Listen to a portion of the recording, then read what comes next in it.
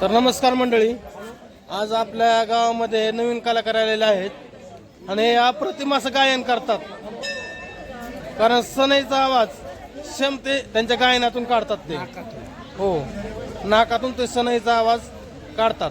याचं अप्रतिम गायन हे आपल्या यूट्यूब चॅनलवरती सर्वांना पाहायला मिळेल. एक थोड्याच वेळात गायन चालू होतंय.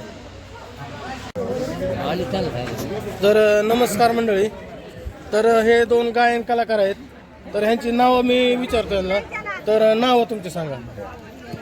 महादेव महाराज जाधव हिंगोली. आणि मी बालाजी महाराज कामठी. ओके, तर ह्यांचं गायन आपण ऐकणार आहोत आता लगेच.